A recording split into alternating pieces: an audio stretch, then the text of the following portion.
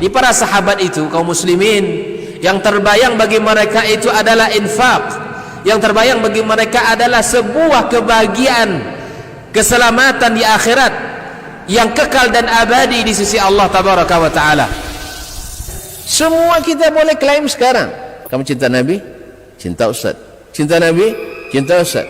Termasuk saya, cinta Nabi, cinta. Kapan tahunya? Besok di akhirat. Maka apa kata Nabi sallallahu alaihi wasallam? Amalur rajuli biyadih. Penghasilan yang terbaik adalah pekerjaan yang dilakukan oleh seseorang dengan tangannya sendiri. Wa kullu bai'in mabrur, dan setiap jual beli yang mabrur. Ini aktivitas ini membantu saya di akhirat atau akan menyulitkan saya di akhirat? Kalau seandainya perbuatan itu ternyata akan menyulitkan kita di akhirat kelak, tinggalkan perbuatan itu. Innal hamdalillah nahmaduhu wa nasta'inuhu wa nastahdihi wa nastaghfiruhu wa natubu ilayhi wa na'udzu billahi min shururi anfusina wa sayyiati a'malina may yahdihillahu fala mudilla lahu wa may yudlil fala hadiya lahu. Ashhadu an la ilaha illallah wahdahu la syarika lahu wa ashhadu anna Muhammadan abduhu wa rasuluh la nabiyya ba'dah. Ya ayyuhalladzina amanu taqullaha haqqa tuqatih wa la tamutunna illa wa antum muslimun. Ya ayyuhan nas ittaqu rabbakum alladzi khalaqakum min nafsin wahidah wa khalaqa minha zawjaha wa batha minhuma rijalan katsiran wa nisaa wattaqullaha alladzi tasaaluna bihi wal arham innallaha kana 'alaikum raqiba. Ya ayyuhalladzina amanu taqullaha wa qulu qawlan sadida yuslih lakum a'malakum wa yaghfir lakum dhunubakum wa man yuti'illaha wa rasulahu faqad faza fawzan 'azima. Amma ba'du, fa inna asdaqal hadithi kitabullah wa khairal hadi hadi Muhammadin sallallahu alaihi wasallam wa syarrul umuri muhdatsatuha wa kullu muhdatsatin bid'ah wa kullu bid'atin dhalalah. Ma'asyiral muslimin, ma'asyiral muslimat, kaum bapak dan kaum ibu, alim ulama, santri pandai, tokoh masyarakat, serta seluruh hadirin wal hadirat, awal musyahidin awal musyahidat, jemaah yang hadir di Masjid Asy-Syuhada Ayat Tiris ataupun yang menyaksikan melalui media dimanapun berada. Alhamdulillah, kita kembali diizinkan Allah untuk bersama di tempat ini, menikmati kebersamaan dalam ketaatan ini. Mudah-mudahan Allah Subhanahu wa taala catat sebagai sumber pahala yang mudah-mudahan membahagiakan kita di akhirat nanti.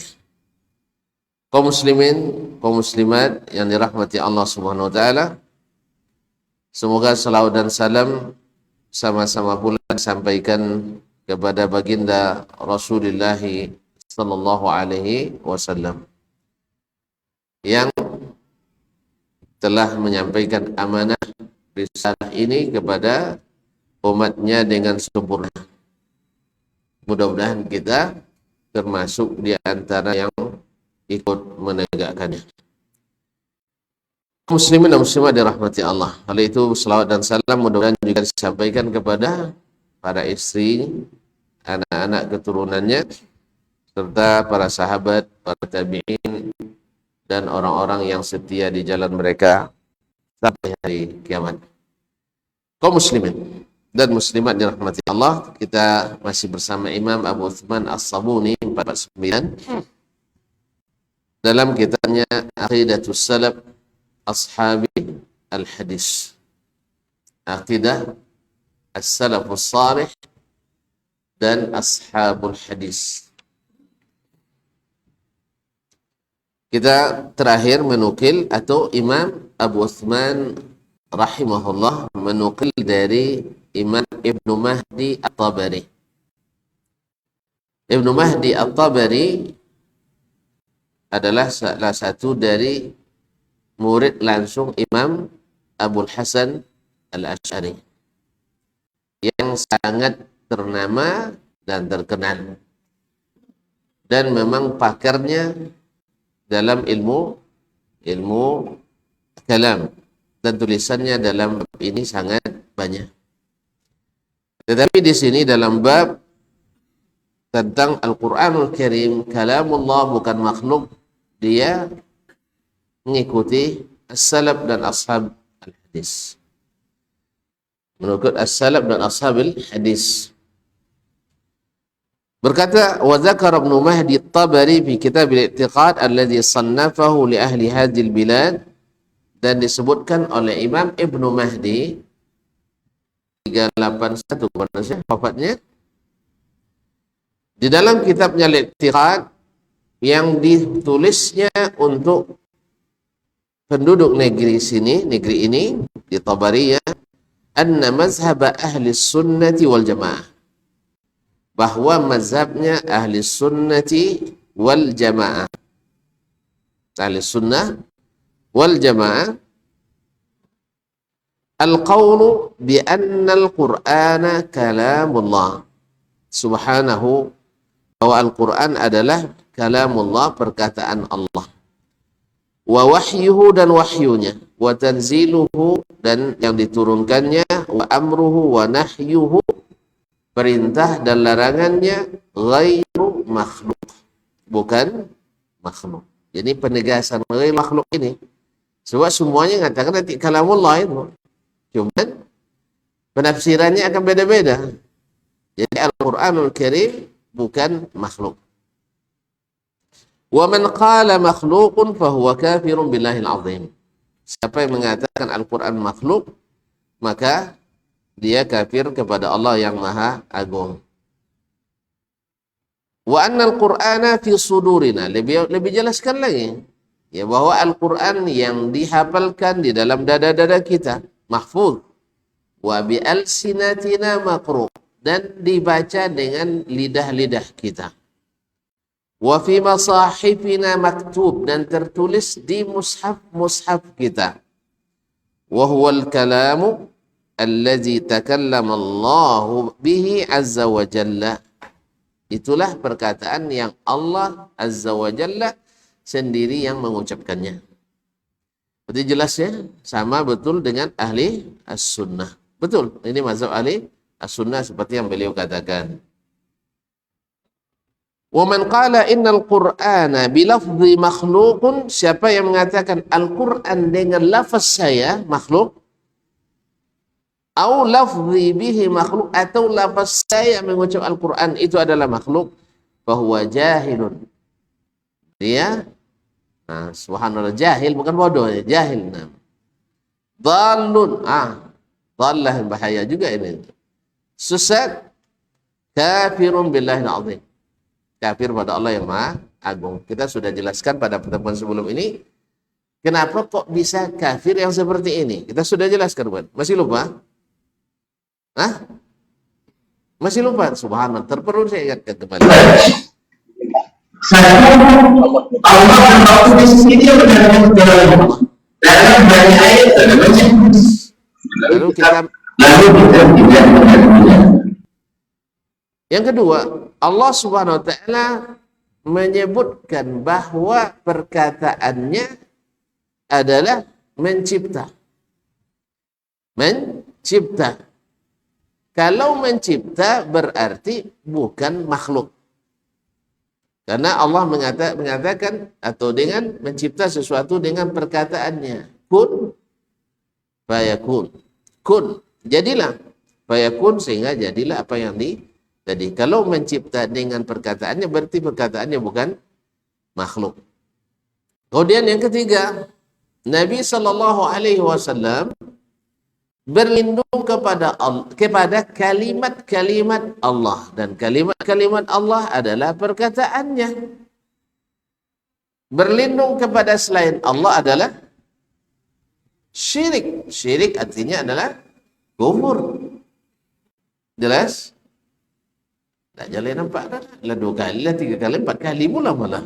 Nah, itu sebabnya beliau menghukum seperti ini. Dan seperti itu juga sebelumnya dinukil dari Imam Ibnu Khuzaimah dan katsirun minas salaf. Jadi dari setiap golongan ada yang kan ini masalah bahaya, bukan dia untuk mencari si anu kafir, tidak. Antum jangan salah paham, maksudnya supaya kita jangan terlibat mengatakan ini. Siapa yang sudah terlanjur, coba pikir-pikir baik-baiklah. Ya, kan tidak ada salahnya kembali kepada kebenaran. Jangan bertahan di atas kebatilan. Mentang-mentang sudah banyak yang ikuti kita, tidak mau mengatakannya. Ini imam ini, Masya Allah. Ya, dia banyak pengikutnya, tetapi dalam hal ini benar dia katakan, sehingga dia katakan sesuatu yang walaupun bertentangan dengan apa yang diikuti oleh pengikut-pengikut Imam Abul Hasan Al-Asy'ari alaihi rahmatullah. Dah ada jelas alasannya kenapa? Alun juga lagi? Sudah kan?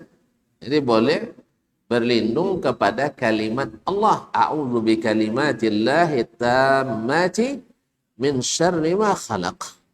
Jadi kalimat-kalimat Allah ya perkataannya.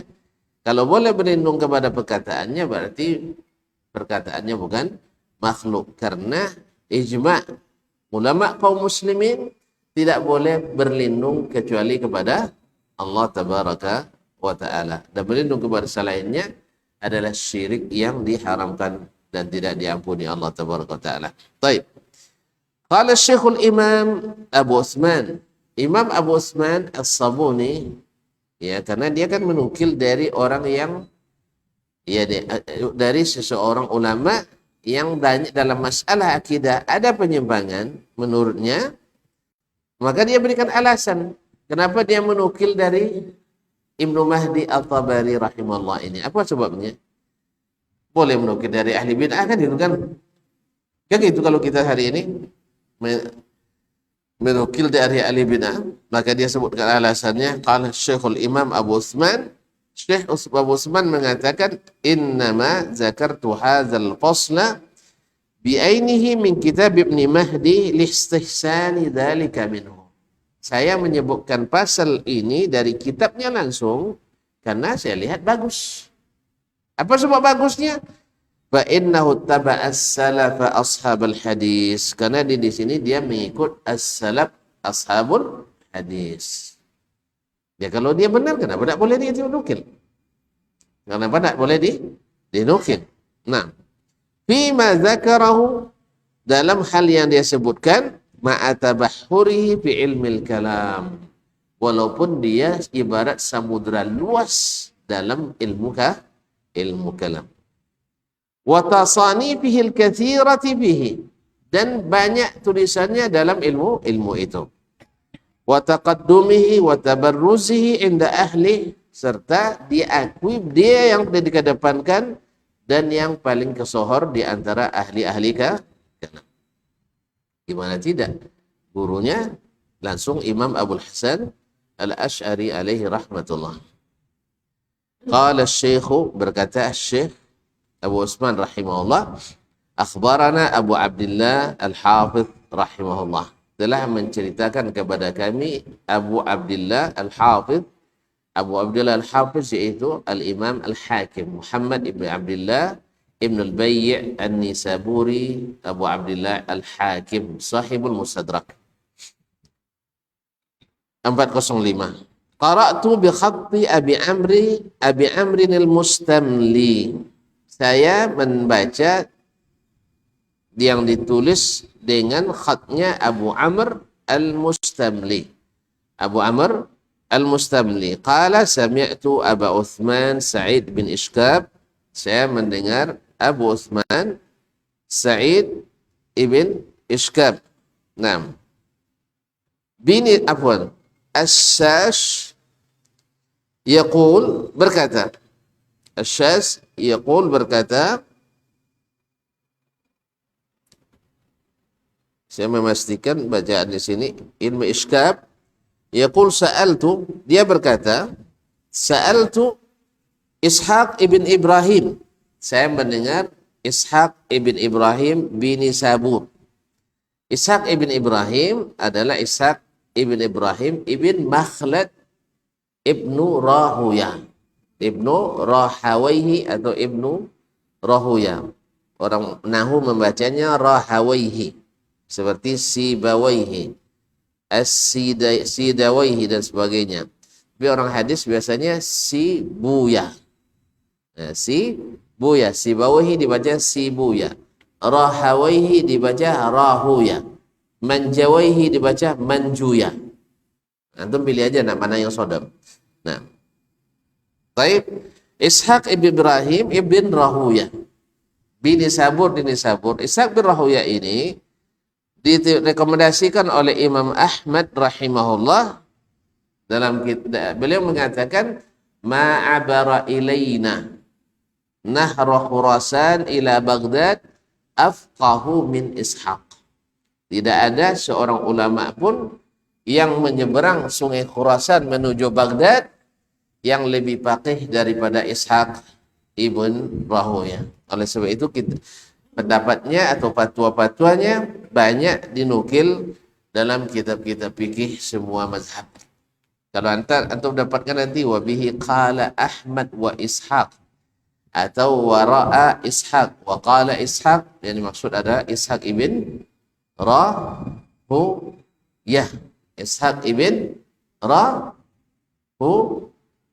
atau Rahawaihi. Nah. Qala sa'altu Ishaq ibn Ibrahim bin Sabur. Saya menanyakan kepada Ishaq ibn Ibrahim di Nisabur. Nisabur sekarang letaknya di Uzbekistan. Anil lafzi bil Quran, tentang melafazkan Al-Quran. Artinya membaca, kita melafazkan Al-Quranul Karim. Faqala, lalu dia menjawab, la yanbaghi ayunadhara fi hadha. Ini tidak patut dialogkan seperti ini. Tidak perlu munadharah yang seperti ini. Karena perkataan ini adalah bid'ah. Al-Qur'anu kalamullahi ghairu makhluk. Al-Quran adalah kalamullah, bukan makhluk. Cukup. Tidak perlu didiskusikan lagi. Tidak perlu didiskusikan lagi. Hanya yang meragukan ini orang-orang yang dalam hatinya terdapat zaighun, kecenderungan kepada kesesatan. Adapun ahlul haqqi wal huda, mereka cukup mengatakan Al-Quran kalamullah ghairu makhluk, karena Allah dan Rasulnya yang mengatakan itu. Dan tidak pernah sahabat mempertanyakan, ya Rasulullah, bacaan saya ini bukankah perkataan itu berpindah dari suatu wadah ke wadah yang lain, sarana ke sarana yang lain dan sebagainya, apakah itu juga tidak makhluk? Mereka tidak pertanyakan itu. Berarti mereka paham seperti yang disebutkan oleh Ibnu Mahdi tadi, yang dibaca oleh lisan kita, yang dihafalkan oleh dada-dada kita, yang yang dituliskan dalam mushaf kita, itulah perkataan Allah tabaraka wa taala. Naam. Wa zakara Abu Ja'far Muhammad ibn Jarir At-Tabari rahimahullahu taala. Kenal Imam Abu Ja'far At-Tabari? Tidak kenal juga. Tiboken kami umanya. Nah, tiboken kami, yaitu imam ahli tafsir. Ya, imam ahli tafsir, penulis Jami'u al-Bayan fi tafsiri ayil Quran. Tafsirnya ini sudah diringkasnya 3 kali atau sepertiga dari yang ingin dia imlakan. Kalau sempat dia imlakan akan bisa mungkin sampai 3.500 juzuk katanya. Ya, 300-400 juzuk itu, satu juzuk 15 sampai 20 lembar.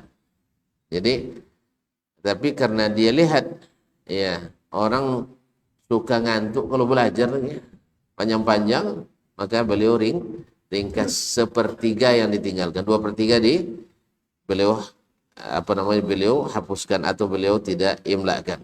Itulah tafsir Ibnu Jarir At-Tabari rahimahullah. Nah, Ibnu Jarir ini juga ditarik-tarik oleh ahlul ahwa wal bidah, bahwa beliau termasuk ahli ta'wil. Ya, kalau tonton baca nanti kitab-kitab khususnya mutaakhirin yang tak punya khibrah yang mendalam tentang manhaj beliau, makanya mereka menganggap Ibnu Jarir termasuk ahli kalam. Jangan kata Imam Syafi'i dianggap ahli kalam. Ya. Imam Syafi'i dianggap ahli kalam karena ada ucapannya ketika berdebat dengan Hafs ibn Ghiyath al-Marrisi al-Fard. Dia ditanya oleh sahabatnya, "Anta tutqinul kalam?" Lalu dia bilang, "Ta'allamtu hadza qabla zak." Saya lebih dulu mengetahui yang ini daripada yang itu. Artinya Imam Syafi'i dikiranya ahli kalam. Beda orang yang mengetahui ilmu kalam dengan ahli kalam. Dia bicara kalam paham dia, tapi dia bukan ahli kalam. Sama dengan orang yang berbicara tentang bid'ah, dia paham itu bid'ah, tapi dia ahli bid'ah, ya enggak. Jalan. Memang kalau enggak pandai bonang tu, opo pegang umpui, sabui, kadang tak pegang ke, na'udzubillah. Iya. Itulah Allah musta'an.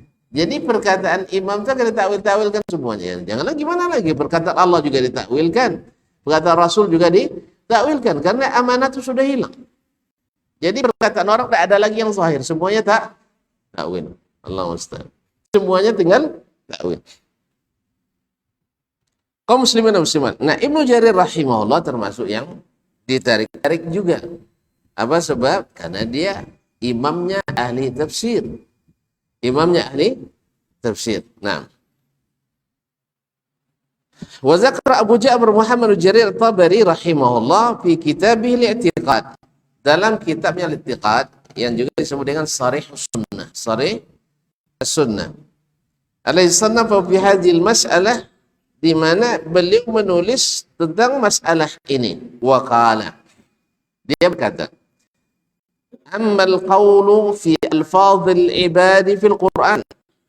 Adapun perkataan atau pendapat yang mengatakan tentang lafaz-lafaz hamba. Hamba-hamba maksudnya manusia, hamba-hamba yang melafazkan Al-Qur'an. Tentang masalah ini, tentang masalah apakah lafaz itu makhluk atau bukan makhluk, beliau bilang masalah ini subhanallah, fala athara fihi na'lamuhu. Ini enggak ada diriwayatkan seperti yang kami ketahui, tak ada satu periwayat dalam masalah ini. An sahabi, baik dari sahabat, wala tabi'i atau dari tabi'in. Jadi masalah ini tidak pernah diperbincangkan, tidak oleh sahabat dan tidak oleh para tabi'in. Illa amman fi qawlihi al-ghina wasyifa. Ya. Kecuali dari orang yang perkataannya tidak dibutuhkan, bahkan meninggalkannya menyembuhkan. Nah. Wa fi ittiba'i rusyd wal huda, dan dalam subhanallah.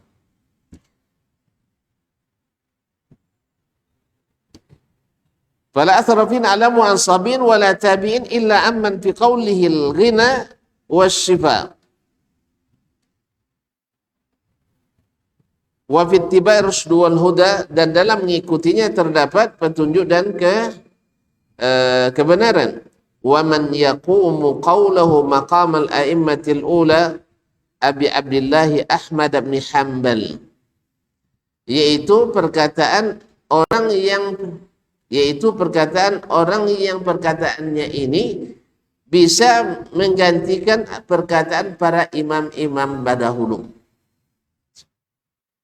Pahamnya enggak? Enggak paham? Belok kena deh, ulang dia. Jadi berbicara tentang masalah lafaz-lafaz para hamba terhadap Al-Quranul Karim. Apakah makhluk atau bukan makhluk? Masalah ini tak diriwayatkan, tak terdapat satu asar pun. Tidak ada bokir. Itulah bahasanya. Tidak ada bekasnya dari sahabat dan tidak pula dari tabi'in. Kecuali dari orang yang perkataannya cukup dan menyehatkan. Mengikutinya adalah cerdas dan petunjuk. Wa man yaqumu qawlu maqamal a'immatil ula, dan perkataannya mewakili perkataan para imam-imam terdahulu.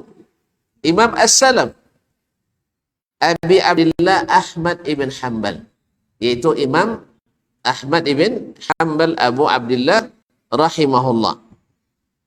Inna Aba Ismail At-Tirmizi haddathani, karena Imam Abu Ismail At-Tirmizi haddathani, menceritakan kepadaku. Qala, dia berkata, sami'tu Aba Abdullah Ahmad bin Hanbal rahimahullahu yaqul al-lafdhiyatu jahmiyah. Al-lafdhiyatu jahmiyah. Maksudnya apa? Tidak diketahui dari kalangan as-salaf, dari kalangan sahabat dan tabi'in, yang membahas masalah lafaz seseorang terhadap Al-Quran dari kalangan Ahlus Sunnah, kecuali Imam, baru sebut tadi, kecuali Imam Ahmad ibn Hanbal, yang mengikuti perkataan beliau adalah petunjuk dan ilmu. Jelas? Yang perkataannya menyehatkan dan menyelamatkan, mewakili perkataan para imam terdahulu. Artinya imamu ahli sunnati wal jamaah Ahmad ibn Hanbal rahimahullah. Apa perkataan beliau? Artinya ini tidak pernah dibahas sebelumnya, hanya di masa Imam Ahmad. Kenapa dia bicara tentang itu? Karena di zamannya lah masyhurnya perkataan Al-Quran itu makhluk oleh kalangan Mu'tazilah yang dipelopori oleh Jaham ibn Safwan. Jaham ibn Safwan yang para pengikutnya disebut dengan Al-Jahmiyah. Dan paham ini karena para penuntut ilmu atau para ulama dekat-dekat dan bertetangga pula dengannya melalui ilmu yang disebut dengan ilmu kalam. Akhirnya tidak sedikit pula yang terpengaruh dengan cara Al-Jahmiyah ini. Walaupun mereka bukan pengikut Al-Jahmiyah, tetapi cara berpikirnya sama, akhirnya berpendapat sama. Jelas? Alasannya apa? Sebab kalau seandainya Al-Quran itu perkataan Allah, dan perkataannya adalah sifatnya, dan sifat Allah tidak mungkin terpisah dari dirinya. Jelas? Tidak mungkin terpisah dari dirinya. Nah, Al-Quran dituliskan di mushaf, berarti terpisah dari dirinya. Mushaf dibuat dari kertas. Kertas dari mana? Dari kayu. Kayu dari mana? Di hutan, ara-ara abadi. Kemudian diolah di Indah Kiat atau di RAPP, lalu dikirim ke Arab Saudi, cetak di King Fahad. Nah, King Fahad Kompleks untuk percetakan Al-Quranul Karim. Nah, itu makhluk atau bukan? Kotir makhluk apa bukan? Lehdik, lambik paham. Desa dia mendapat kaum muslimin dan muslimat. Kertas makhluk bukan? Bukan. Kertas makhluk apa bukan? Kalau tidak makhluk, khalik dia. Nah, berarti makhluk. Nah, sekarang Al-Quran dituliskan di makhluk. Bukankah dia makhluk? Itu logika yang dikembangkannya. Nah, tadi Ibnu Mahdi Tabari sudah jelaskan. Yang tertulis di kertas-kertas, yang dibaca oleh lisan-lisan, yang dihafalkan di dalam dada, semuanya adalah kalamullah. Kita sudah jelaskan kemarin. Ya, sekarang Syekh berbicara, berarti kan dia bicara sifatnya dia, bukan makhluk. Perkataan itu makhluk itu bukan. Perkataan antum, makhluk antum atau bukan? Makhluk antum? Antum yang ciptakan? Sifat antum itu, sifat. Sifatnya, karena antum makhluk, maka sifat antum makhluk. Tapi kalau sifat khalik tidak makhluk. Jelas? Nah, lalu perkataan antum itu saya simpan, saya tuliskan. Nah ini masih tetap perkataan antum atau bukan? Masih? Jelas? Lalu saya hafalkan, saya sampaikan dalam pidato. Masih perkataan antum atau bukan? Ya masih. Bahkan kalau saya tidak sebut nama orangnya, orang akan katakan antum plagiator. Ia ngambil perkataan orang tanpa menisbatkannya. Jelas? Jelas ya? Makanya kaum muslimin dan muslimat, masalah ini sebenarnya dia tuntas oleh Nabi SAW. Cuman karena antum ikut jalan pintas yang tak ada aturan lalu lintas, ini antum kesasar di situ. Ini antum memaksakan kaedah-kaedah makhluk kepada al-Khaliq. Jelas? Makanya Imam Ahmad melarang ini karena beliau berhadapan langsung dengan para pendiri perkataan Al-Qur'anu makhluk itu, lafzi bil Qur'an makhluk. Makanya sebaiknya jangan dibahas. Cuman karena di kitab dibahas, itu mau juga terpaksa dibahas. Saya ngeri juga mas sebenarnya kaum muslimat. Karena akan akan yang tersinggung itu banyak sekali nih. Karena yang terpengaruh oleh pemikiran ini yang lebih mendahulukan teori akalnya daripada riwayat nakalnya, dia akan mengatakan seperti yang anda katakan tadi, itu makhluk atau bukan? Makhluk. Lalu perkataan Allah ada pada antum, berarti perkataan Allah sifatnya ada pada makhluk? Tidak mungkin. Akhirnya berarti Al-Quran berdasarkan pikiran itu. Iya. Sifat Allah tidak mungkin ada pada makhluk. Berarti kalau dia ada pada makhluk, berarti dia makhluk. Jelas? Berarti kalau dia makhluk, makanya bagi mereka menginjak Al-Quran, sebagian ya, bukan semua nih. Tolong dijaga, nanti salah paham pula nanti. Datang pula serangan balik nanti ya. Sehingga sebagian orang liberal menganggap menginjak Al-Quran nggak apa-apa. Ada seorang dosen masuk anak mahasiswa baru, pas pula waktu itu tentara Amerika dan Inggris nginjak-nginjak Al-Quran di Irak, di Basrah. Maka hebohlah seluruh dunia oleh umat Islam menuntut. Nah sang dosen Masya Allah hebatnya luar biasa, dia bilang umat Islam ini memang lebay. Tahu mana lebay no? Kalau ke awak lebay jadi jelas dapat makan kambing palo kan? Kan untuk lebay kan dia makan palo kambing. Nah untuk doa. Lebay itu artinya apa ya? Kolot lah ya. Terbelakang cara pikir, perlu pencerahan. Perlu pencerahan. Masa Al-Quran, masa kertas diinjak-injak, maka mereka demo di mana-mana. Bukankah Al-Quran aslinya ada di Lauhul Mahfuz? Yang ini hanya media untuk menuliskan Al-Quran. Kenapa diinjak-injak? Kenapa marah? Kan media cuma. Yang Al-Quran asli ada di mana?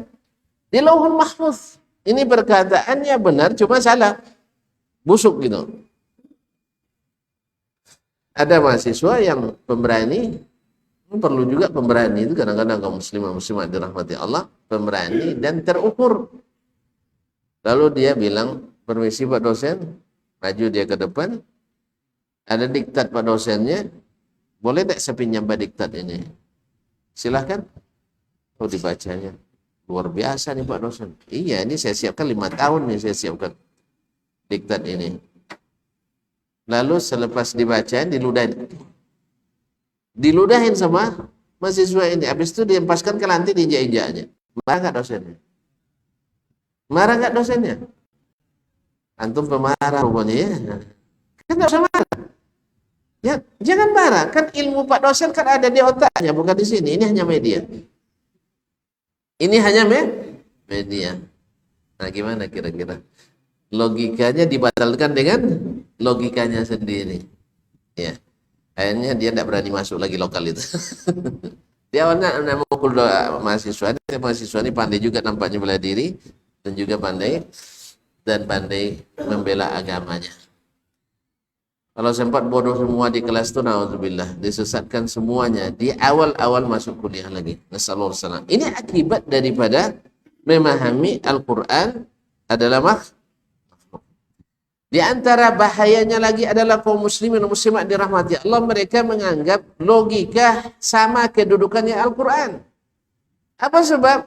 Logika makhluk, Al-Quran. Ulang lagi. Al-Quran, logika makhluk, Al-Quran. Nah, tawillah. Saya ulang kembali. Di antara bahayanya mengatakan Al-Quran makhluk, mereka menyamakan Al-Quran dengan logika. Bahkan logika lebih didahulukan dari Al-Quran. Sebab alasannya apa tadi? Logika makhluk, Al-Quran. Nah, paham. Memang harus sampai 40 kali ulang Pak Jenah. Jadi kaum musliman, alasannya karena makhluk sama makhluk. Maka bagi mereka mendulukan logika dari Al-Quran tidak masalah. Sebab apa? Mendahulukan makhluk dari makhluk, nggak apa-apa. Jelas tak? Allah menciptakan akal untuk memahami. Allah mencipta Al-Quran untuk memahami. Sekarang saya pakai akal, mendahulukan Al-Quran. Boleh nggak? Menurut orang itu, bukan menurut kita, ya Allah hadir. Menurut orang itu, ya boleh. Karena ini makhluk, ini juga makhluk. Inilah bahayanya perkataan ini. Oleh sebab itu, siapa yang berpendapat seperti itu, cepat-cepat dicabut itu. Dan yang terselamat adalah tidak membicarakannya seperti katakan Ishaq Narhoya tadi. Tidak perlu didiskusikan lagi, masalah sudah final ini. Cuman datang ahli-ahli hawa yang tidak istiqamah di atas sunnah, lalu membahas, mengoncongkan, akhirnya mancing anak muncung. Akhirnya bau mulutnya jadi gara-gara itu. Masyaallah kiram dirahmati Allah. Jelas? Lazim gara-gara itu lambek-lambek bohong nuntut itu. Itu tidak apa-apa dunia, tentu. Salah-salah jawab, iya. Baik. Jadi betul kata Ibnu Jarir At-Tabari, dicari nanti asar dari sahabat, tapi tak akan ketemu orang bicarakan ini. Hanya Imam Ahmad lah yang bicarakan dari karena Ahlus-Sunnah, dan perkataan beliau ini yang harus diikuti. Dan yang selain itu atau tidak sama dengannya berarti menyimpang dari jalan kebenaran. Menyimpang dari jalan kebenaran. Ma'asyul kiram dirahmati Allah. Tadi kita sebutkan sebagian konsekuensi mengatakan Al-Quran itu makhluk. Satu, ta'zimnya kurang. Dua, menyamakannya dengan pemikiran dan logika. Dan seterusnya. Masih banyak lagi. Oleh itu kaum muslimin dan muslimat dirahmati Allah, berkata Imam Ahmad, al-lafdhiyatu jahmiyah.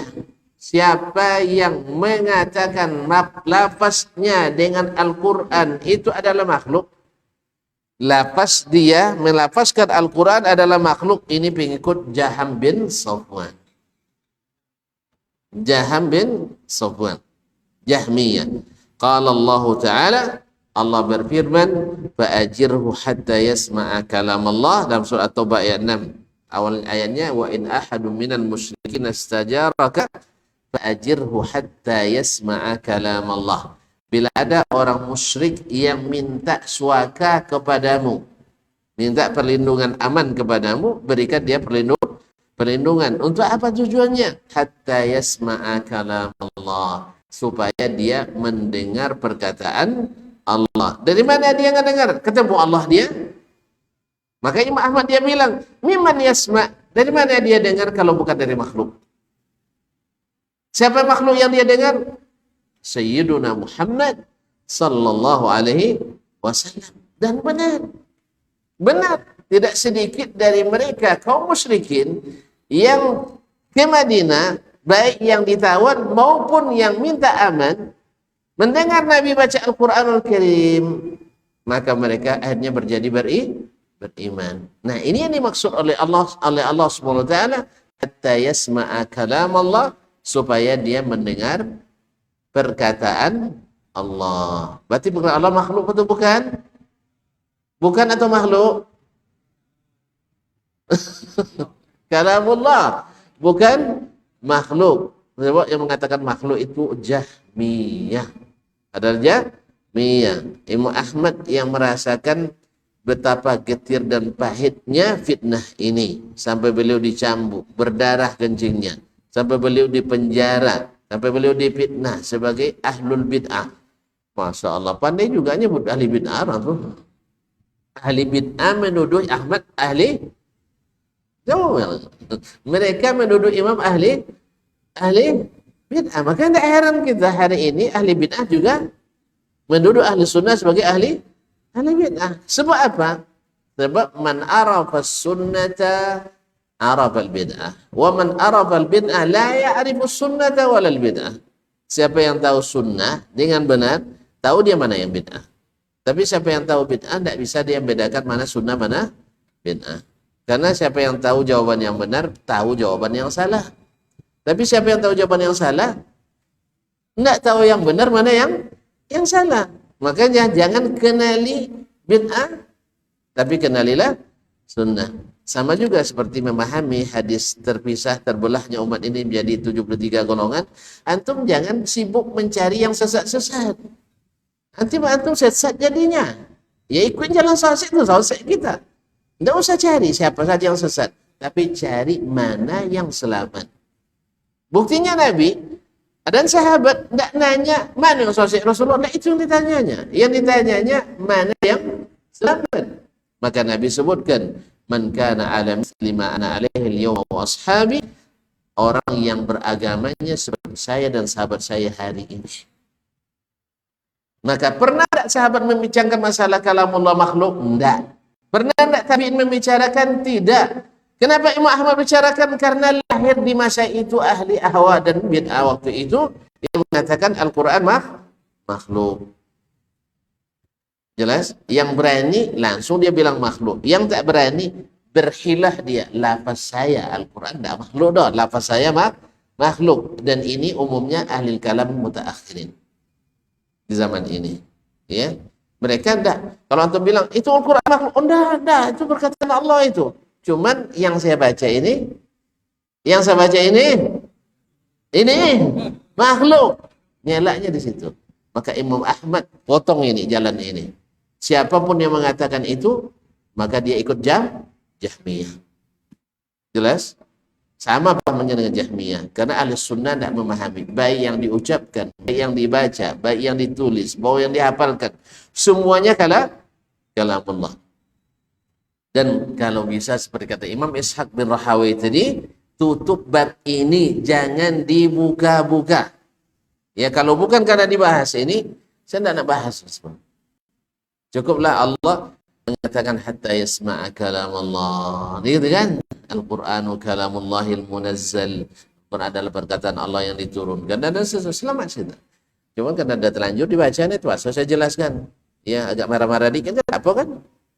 Hah? Ya kalau tidak wangi nampak, tidak, mau capek erat. Baik, kaum muslimin dan muslimat dirahmati Allah, kita lanjutkan selepas azan. Waktunya tidak tahu dah bro. 2 kali 15 menit. Ya namanya perpanjangan waktu kan 2 kali 15. Baik. 20 saat. Daqiqah, taib. Ya Allah. Fadal.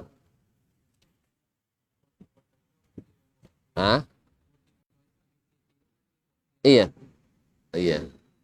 Kasih waktu kan? Masya Allah.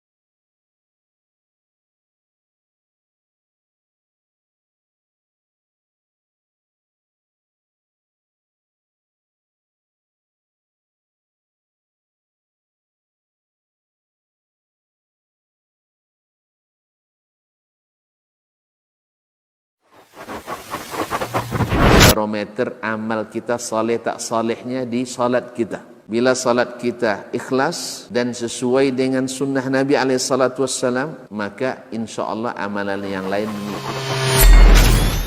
Ini aktivitas ini membantu saya di akhirat atau akan menyulitkan saya di akhirat? Kalau seandainya perbuatan itu ternyata akan menyulitkan kita di akhirat kelak, tinggalkan perbuatan itu. Anta ni'mal jund. Kamu adalah sebaik-baik prajurit. Coba lihat. Kamu adalah sebaik-baik prajurit. Maka tujuannya adalah menghancurkan kehidupan rumah tangga.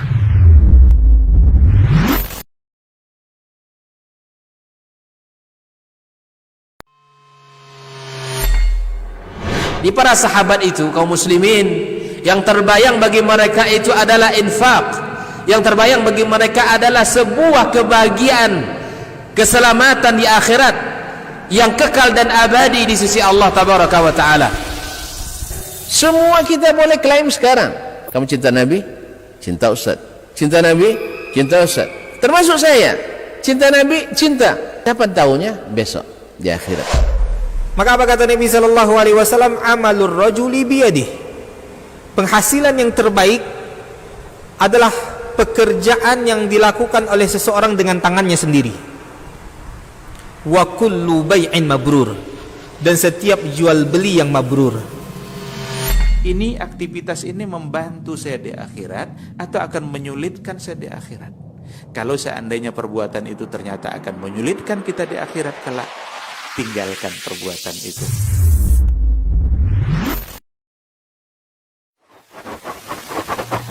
Barometer amal kita saleh tak salehnya di salat kita. Bila salat kita ikhlas dan sesuai dengan sunnah Nabi SAW, maka insya Allah amalan yang lain mengikuti. Ini aktivitas ini membantu saya di akhirat atau akan menyulitkan saya di akhirat? Kalau seandainya perbuatan itu ternyata akan menyulitkan kita di akhirat kelak, tinggalkan perbuatan itu. Anta ni'mal jund. Kamu adalah sebaik-baik prajurit. Coba lihat. Kamu adalah sebaik-baik prajurit. Maka tujuannya adalah menghancurkan kehidupan rumah tangga.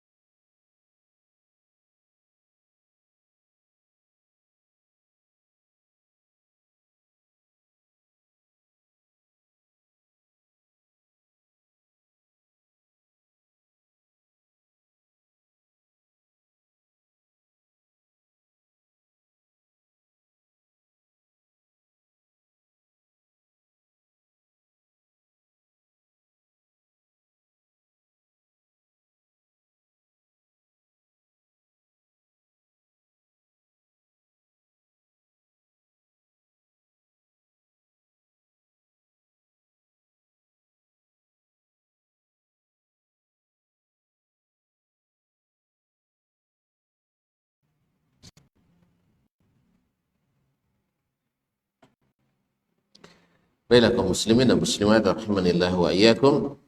Kemudian beliau mengatakan mimman yasma, dari mana dia mendengar kalau bukan dari Rasulullah sallallahu alaihi wasallam. Jadi bukan Allah menyebutnya dengan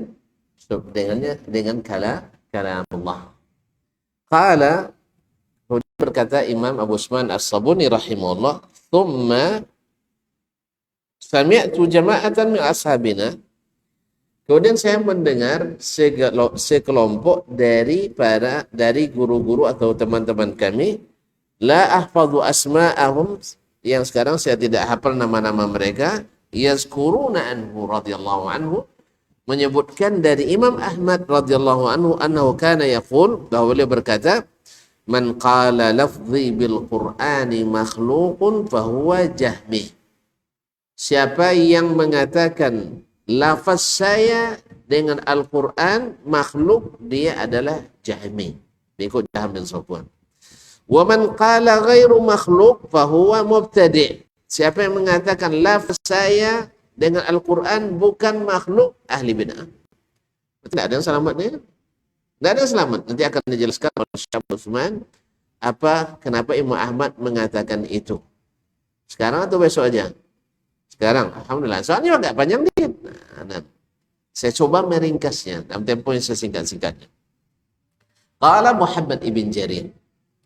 Berkata Imam Ibnu Jarir At-Tabari rahimahullah, wala qawla fi dzalika indana yajuzu an naqulahu ghaira qawlihi. Tidak ada pendapat yang patut kita ikuti dan kita katakan, kata Ibnu Jarir, selain perkataan Imam Ahmad ini. Yaitu siapa yang mengatakan lafaz saya dengan Al-Quran makhluk, Jahmi. Dan siapa yang mengatakan lafaz saya dengan Al-Quran bukan makhluk, ahli bid'ah. Apa maknanya? Sabar dulu. Tapi jangan lupa. Sabar dulu, tapi jangan lupa ya. Nah. Yang jelas yang pertama mengatakan makhluk jelas mengikut Jahm Sofwan, karena mereka yang berani mengatakan itu. Sebagian berlindung di lafaz ini. Saya tidak mengatakan Quran makhluk katanya, tapi lafaz saya makhluk. Dia berlindung ke situ, ujung-ujungnya ke sana juga. Paham ya enggak? Mensu-ensu. Atau mensu-ensu beringsut-ingsut. Nah, jadi tidak berani. Jahmiyah berani dia. Bahkan berani. Ya dia katakan Quran makhluk. Dah selesai. Gampang kita kan, ini yang berangsur-angsur nih. Nyelinap-nyelinap nih yang payah nih. Ya, dia berlindung dari itu. Perkataan saya makhluk apa bukan? Ya kita tentu bilang makhluk perkataan antum. Nah, perkataan saya dengan Al-Quran makhluk atau bukan? Ya, kalau dikatakan makhluk, Jahmi. Kalau dikatakan tidak, ahli bid'ah, karena ini tidak pernah dibahas. Tidak perlu dibahas sebenarnya.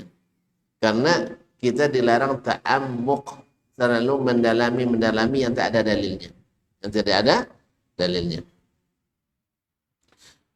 Taib, izlam yakun lana fihi imamun na'tamu bihi siwa, karena kita tidak punya imam yang patut diikuti selain Imam Ahmad dalam masalah ini, karena dia yang pertama yang melawan orang itu, sebab di zaman sebelumnya anda ada. Taib, wa fihil kifayatu wal muqni', dan perkataan beliau itu sudah cukup dan meyakinkan. Wahwal imamul muttaba', dan dia adalah imam yang diikuti rahmatullahi alaihi wa ridwanuhu alaihi. Semoga Allah merahmati dan meridainya. Berkata beliau Abu Utsman rahimahullah, tadi perkataan Ibnu Jarir, kita tak punya ikutan dalam bab ini kecuali Imam Ahmad. Dan siapa yang setelahnya mengikuti beliau, ahli sunnah setelahnya dalam bab ini mesti mengikuti Imam Ahmad rahimahullah ta'ala, karena tidak ada tadi sebelumnya yang mengatakan, yang membahas masalah ini. Hadhi alfadhu Muhammad bin Jarir allati naqaltuha nafsaha ila ma hahuna min kitabih al-i'tiqad alladhi sannafahu. Ini adalah kalimat-kalimat, lafaz-lafaz Imam Ibnu Jarir sendiri yang saya nukil langsung dari kitabnya Al-I'tiqad. Ya. Siapa yang nak memeriksa, silakan kembali kitab I'tiqad Imam Jarir At-Tabari rahmatullahi taala alaih. Qultu, berkata aku, siapa itu? Abu Utsman As-Sabuni, bukan saya. Oh, kembali kita orang nih, tidak kita awak dah.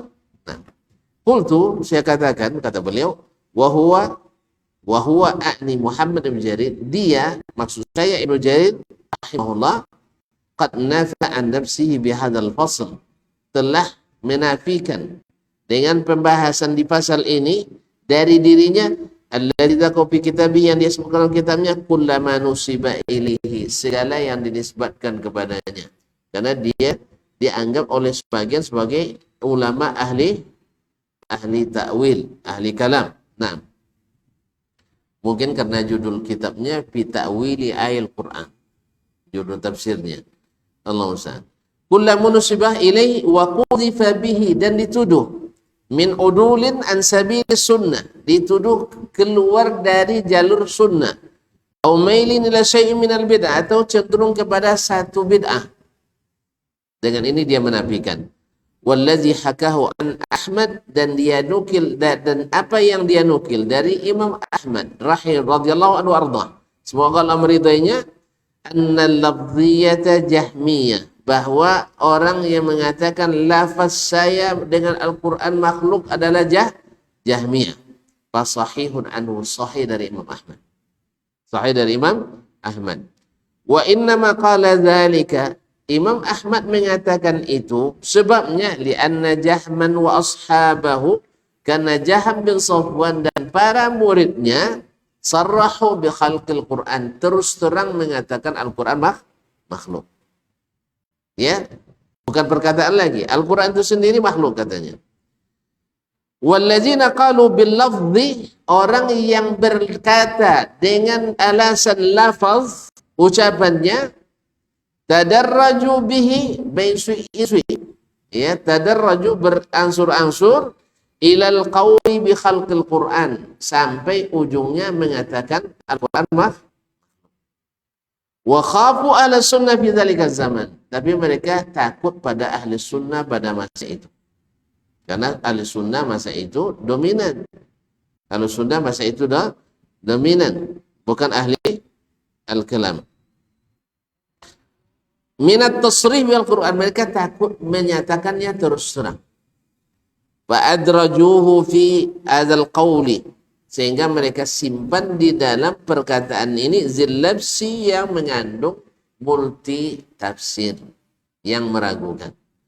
Fala li'alla yu'addu fi zumrati Jaham, supaya mereka tidak dianggap pengikut Jaham bin Safwan, alladzina hum syayatinul insi, yang mereka itu adalah pengikut Jaham bin Safwan adalah syaitan dalam bentuk manusia.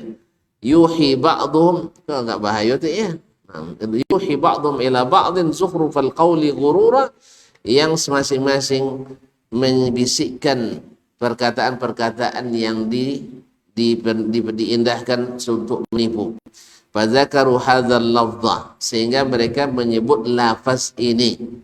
Wa aradu bihi annal Qur'ana bilafdina makhluk, maksud mereka adalah Al-Quran dengan lafaz kita ini adalah makhluk.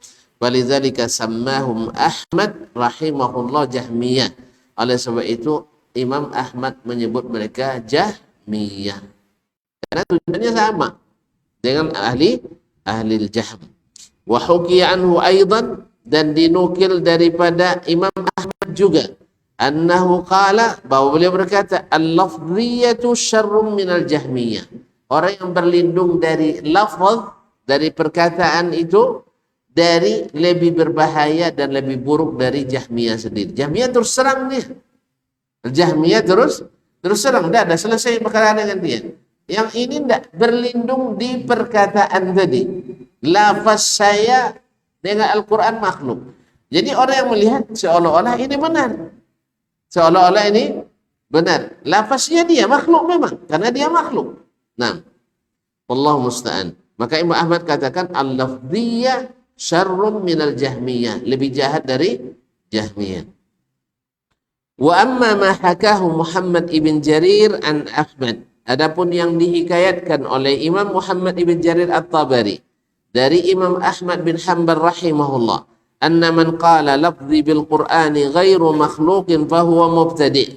Nah, ini keterangan yang tadi, bahwa siapa yang mengatakan lafaz saya dengan Al-Quran adalah tidak makhluk, maka dia adalah ahli bid'ah. Ya, yang mengatakan lafaz saya dengan Al-Quran, artinya bacaan saya terhadap Al-Quran itu bukan makhluk, ini ahli bid'ah. Apa sebab? Nah, ditanya sama Ahmad dulu. Atau tanya dari beliau, fa inna ma arada bihi anna salafas salihin. Sebab Imam Ahmad memaksudkan bahwa as-salaf as-salih min ahli sunnah, dari kalangan ahli sunnah, lam yatakallamu fi babil lafzi, tak pernah membicarakan bab lafaz ini. Walam yuhwijhimul halu ilaih, mereka tak butuh membahas itu.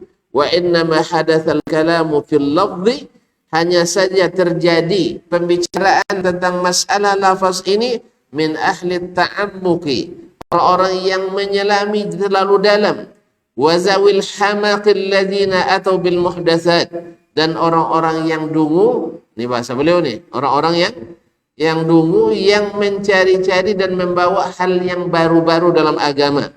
Wa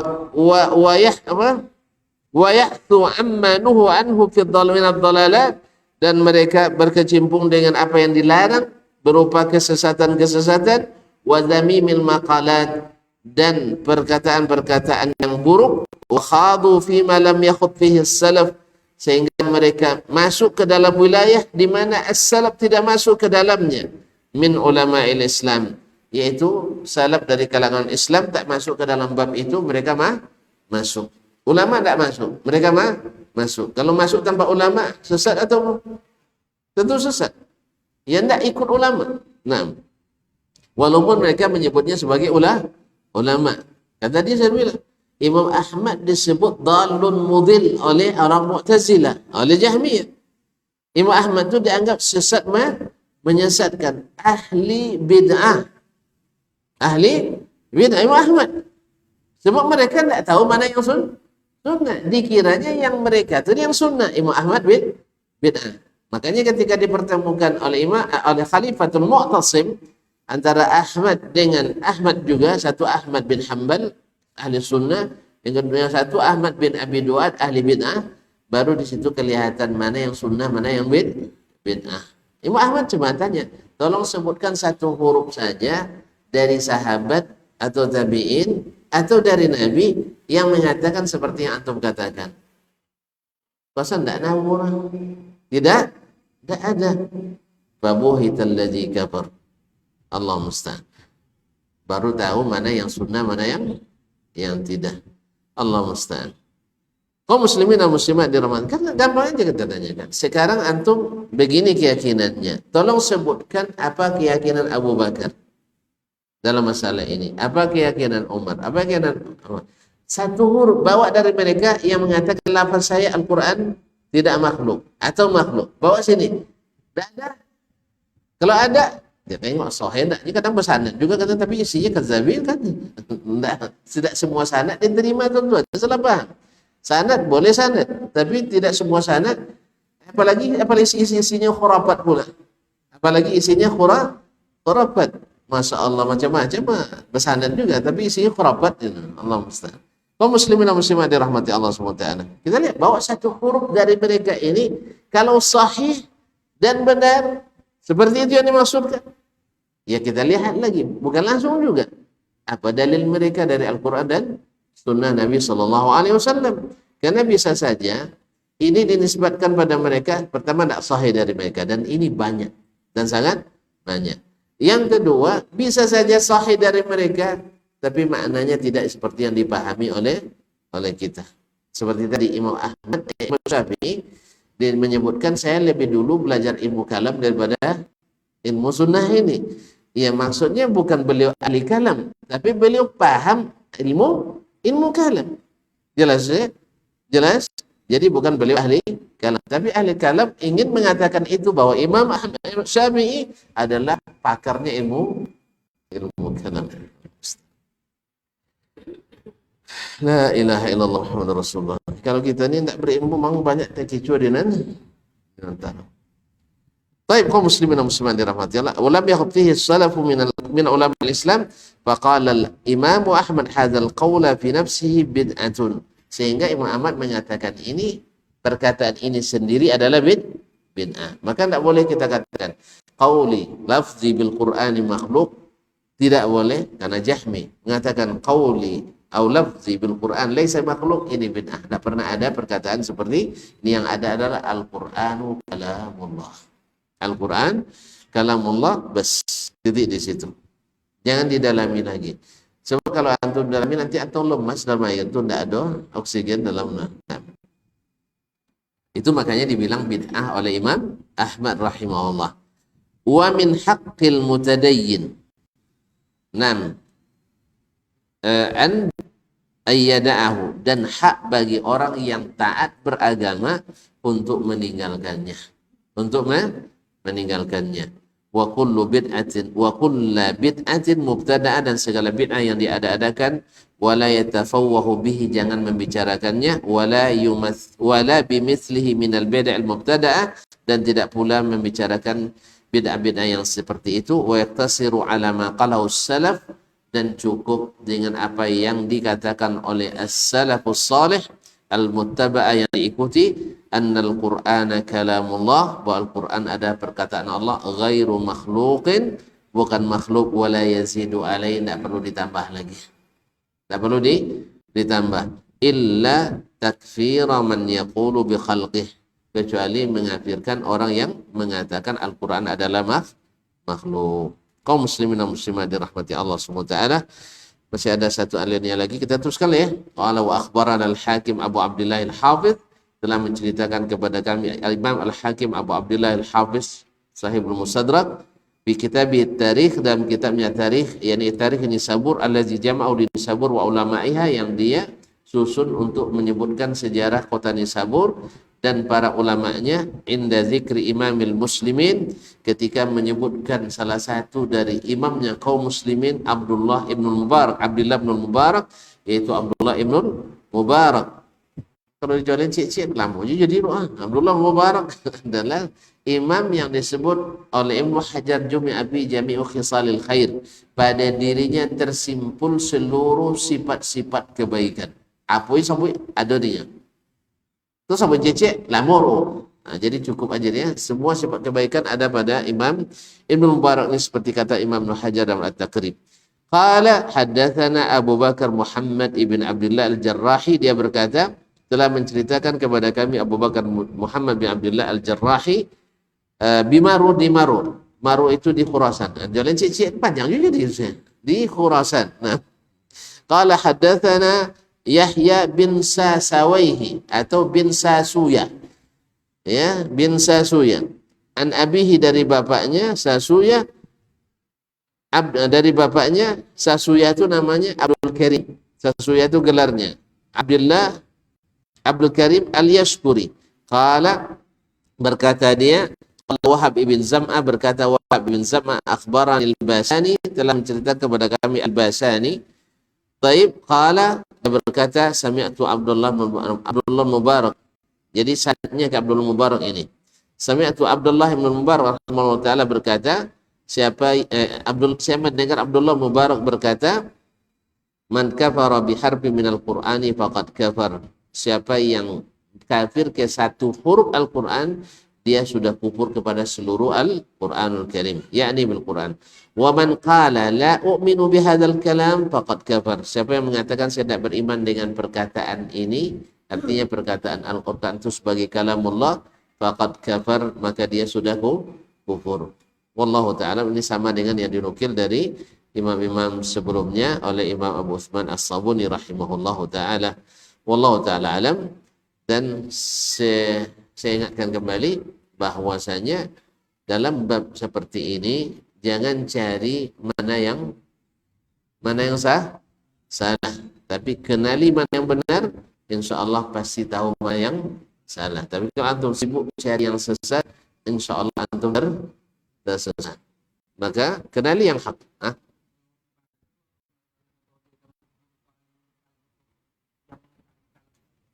Apanya?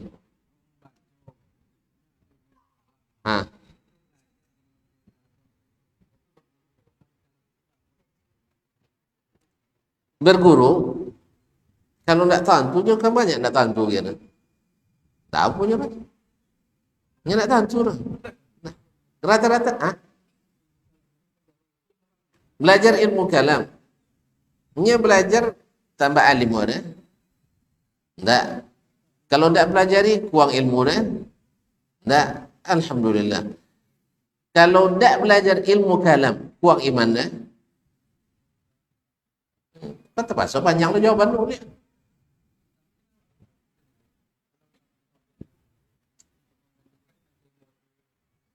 Nak tentu ilmu kalam atau nak tentu sunnah? Nak tahu sunnah, pelajari je ilmu kalam. Kalau nak tahu sunnah, pelajari sunnah dulu. Ya, pelajari sunnah dengan sempurna.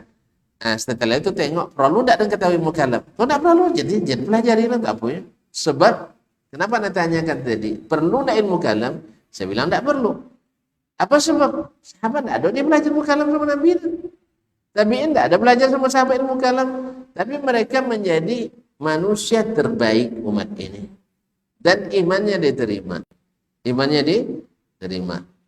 Tapi kalau latih langsung, contohnya kan latih langsung pelajari. Ya, makanya dengar hati. Pasan, tidak pun pakai mukalam, saya manualnya. Kadang justru dengan mukalam kita beragu. Nah, apa?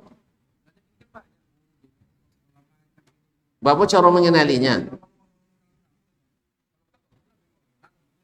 Iya.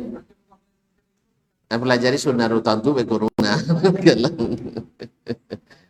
Ciri khasnya ilmu ahlul mutakallimin itu, kaum muslimin dan muslimat yang dirahmati Allah SWT, pada umumnya dalil nakli itu, dalil kan dibagi dua.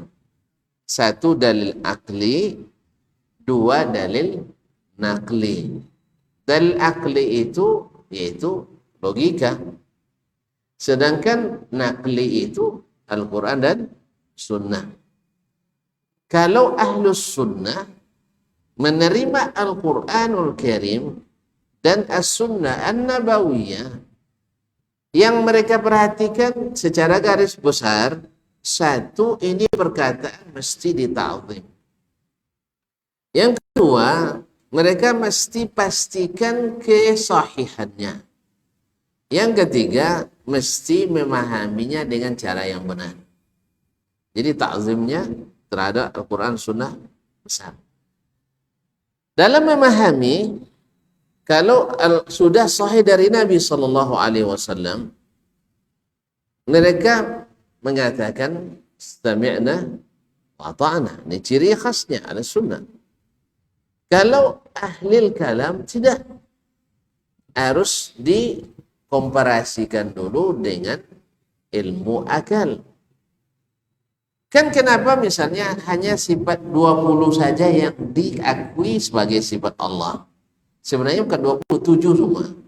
Yang diterima dari Allah dan Rasul hanya 7. Yang lain itu sifatnya hanya menurut analar saja.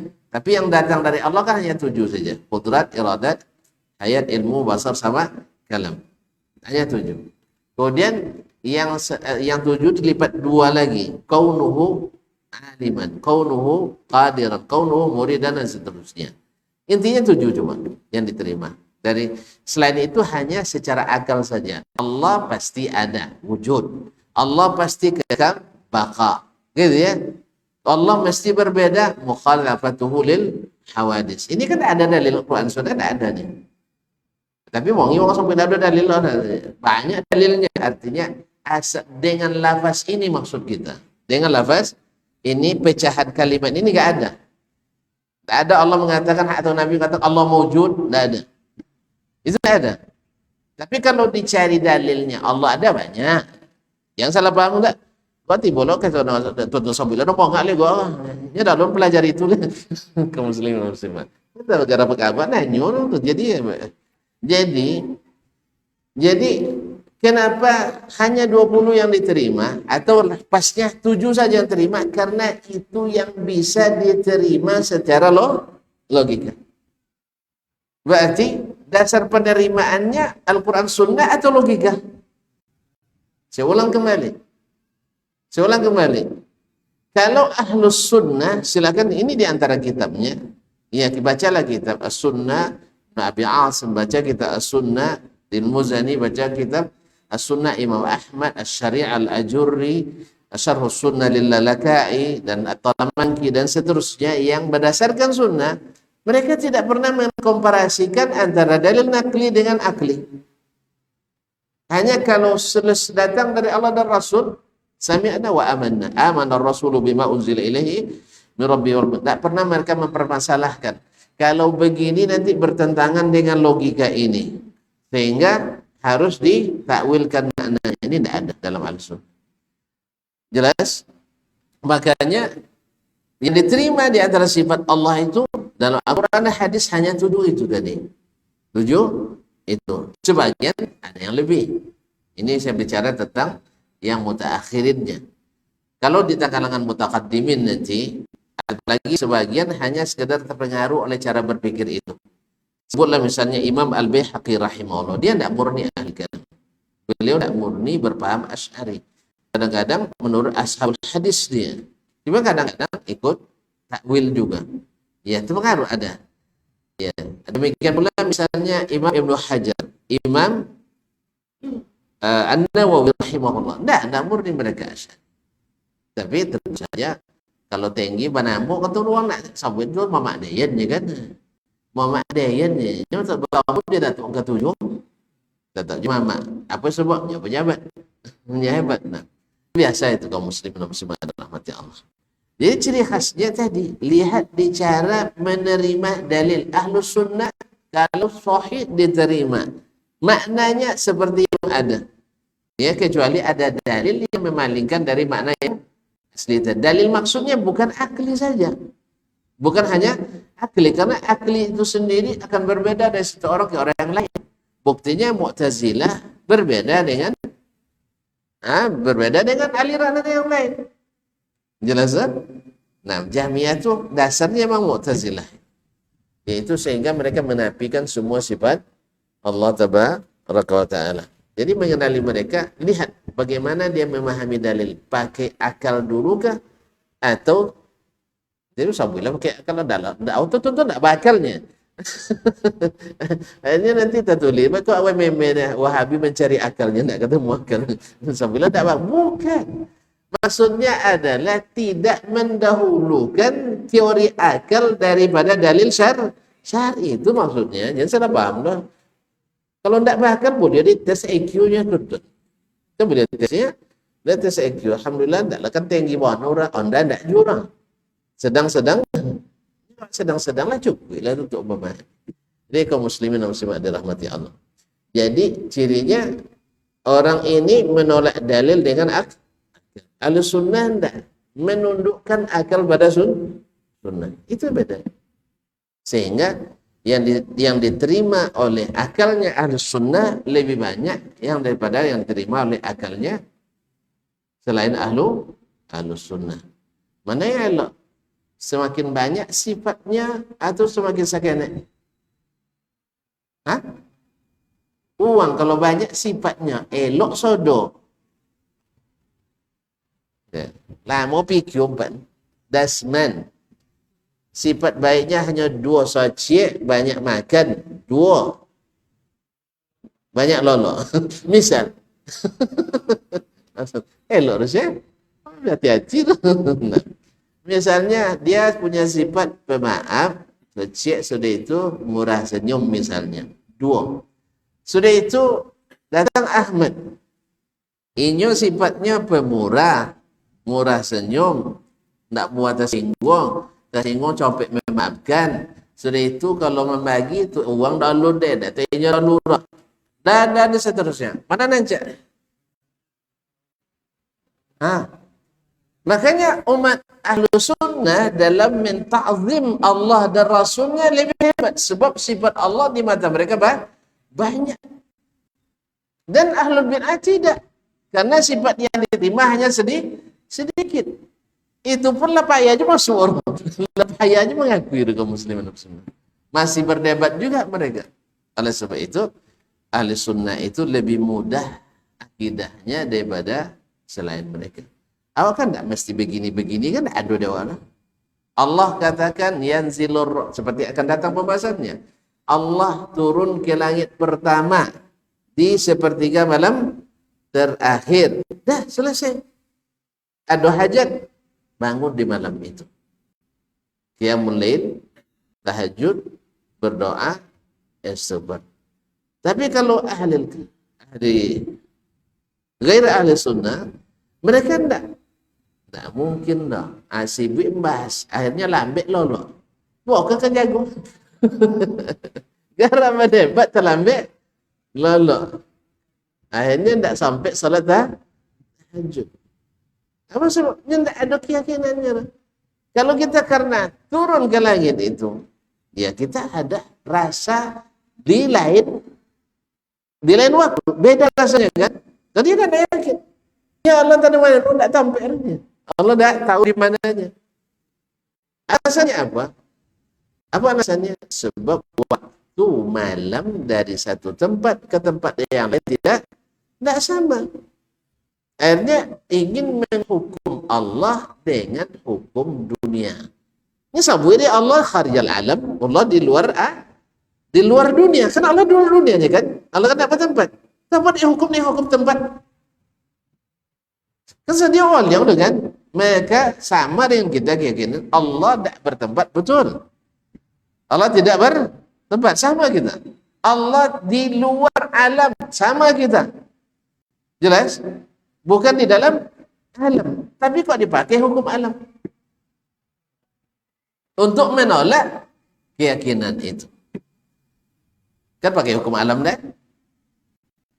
Allah kan tak nyabut inya mosong inya turun ke langit pertama itu inya dilingkupi langit. Tak ada sabut itu, tak ada. Tuntun aja memahami itunya. Allah kan tak nyebut itu. Hanya Allah turun ke langit pertama di saat sepertiga malam terakhir. Kenapa dihukum sepertiga malam terakhir? Mana? Tokyo, Jepang, Jakarta, Indonesia, Manila, Filipina atau Makkah, Arab Saudi. Mana katanya? Akhirnya mereka tidak mau mengakui itu. Ini hadis ahad. Ya, tidak meyakinkan. Tidak meyakinkan. Kalau sampai mutawatir ya, tidak yakin sebab makna tidak sesuai dengan akal. Akhirnya mesti ditakwilkan. Ini tidak ada di ahli sunnah. Ahli sunnah datang berita itu. Kemudian sebenarnya kalau nak main logika bisa sekali dilogikakan. Apa sebab kaum muslimin dan muslimat? Kalau kita lihat dalam firman Allah ada hadis Nabi SAW, hari terjadinya kiamat itu hari Jumat. Hari Jumat. Baik, sekarang pertanyaannya, bansu kiamat itu sekali sudah. Baik, berarti Jumat Brazil lah, belum masuk air. Di Indonesia mungkin Jepang, Indonesia lah Jumat kan. Brazil lah, masih lalu malam Jumat tu. Itu tidak sama kiamat Brazil jawab. Di situlah bayan jawab. Makanya bingung. Ahlul kalam itu bingung dengan teori-teorinya sendiri. Anda pada bingung, ikutlah Nabi SAW dan para sahabat, para tabi'in, mereka tak bingung. Sehingga radhiyallahu anhum wa radu anhum. Jadi bahas yang bukan kerja kita. Sebab membahas sesuatu yang bukan kerja kita membuat kerja kita terbengkalai. Kan tukang umah tidak selesai. Kan umah tukang jangan selesai. Apa sebab? Ngojong umah. Bila mau selesai, kalau lah tinggal kau juang deh, kau jom. Itu mau selesai umah. Makanya kaum muslimin dan muslimat dirahmati Allah SWT. Tuh hari Jumat apa namanya kiamat apa jadi? Tidak aja beriman nanti dengan hadis ini. Akhirnya nanti banyak hadis yang dipungkiri. Ini hadis diriwayatkan oleh orang-orang bodoh katanya. Akhirnya dipobohong ahli hadisnya. Ini tidak apa hadis tapi ahli hadis dipobohongannya. Itulah gayanya. Ujung-ujung mereka bohong aja. Jadi apa? Dipobohongan. Nah. Kan kalau bahasa wangak ni tak faham ni, tak ngerti wangak masuk sekolah liak dan sebagainya. Kan itu je senjatanya. Senjata itu dia wangak tak pandai sekolah, tak pandai bahasa Arab, baca kitab terjemah dan sebagainya, kurang referensi dan sebagainya. Itu dia dalilnya. Kalau minta dia sabuin dari sahabat yang memperkarakan hadis itu. Tak ada. Sang tabi'in yang memperkarakan hadis itu tidak ada. Tidak ada yang mereka pertanyakan. Mereka amanar rasulu bima unzila ilaihi min rabbih wal mu'min. Beriman. Kita tidak disuruh membahas. Kita disuruh beriman, bukan disuruh bahas. Jelas? Seperti yang tadi katakan kata Ibnu Mujarir, tidak akan ketemu sahabat membahas itu. Tabi'in tidak pernah membahas. Baru lahir ahli-ahli bid'ah di zaman Imam Ahmad membahas, terpaksa Imam Ahmad mengeluarkan fatwa tadi. Makanya kalau seandainya ada di zaman dulu tidak ada, lalu di zaman ini ada, terpaksa pula ulama sekarang yang memberikan fatwa. Resiko sebagai ulama, contoh tadi dia kono bongi, kono caci, kono maki, kono hina, sabuk bonga, ahli bid'ah sebagainya. Imam Ahmad sodolo kayak ini. Tak bongak, akal picik, wawasan sempit, ahli bid'ah, sesat, menyesatkan. Aduh, siapa nyamuknya? Wang sosek. Yang sosek dah ambil jalan batu itu kejar orang lain sosek. Makanya jangan cari jalan sesat. Cari jalan yang hak. Dan itu ada pada Al-Quran dan Sunnah dan manhajnya as-salafus salih. Itu aku judulnya.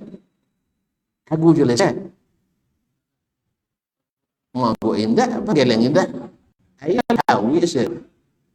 Aku judulnya. Hah? Saya minta aku judul. Baiklah kaum muslimin dan muslimat, waktu yang sudah berlalu. Semoga bermanfaat. Ya, kalau yang benar semata-mata taufik dari Allah SWT, yang salah kelemahan saya, mungkin dari syaitan. Kepada Allah kita mohon ampunan dan kepada bapak dan ibu mohon dimaafkan. Wallahu taala alam wa sallallahu ala nabiyyina Muhammadin wa sallam. Wa subhanakallahumma bihamdik asyhadu an la ilaha illa anta astaghfiruka wa atubu ilaik. Wassalamualaikum warahmatullahi wabarakatuh.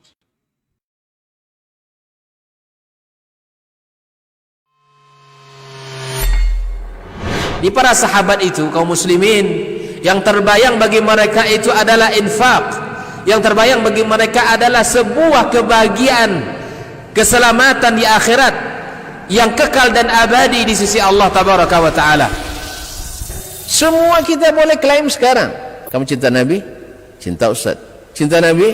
Cinta Ustaz. Termasuk saya. Cinta Nabi? Cinta. Kapan tahunya? Besok di akhirat.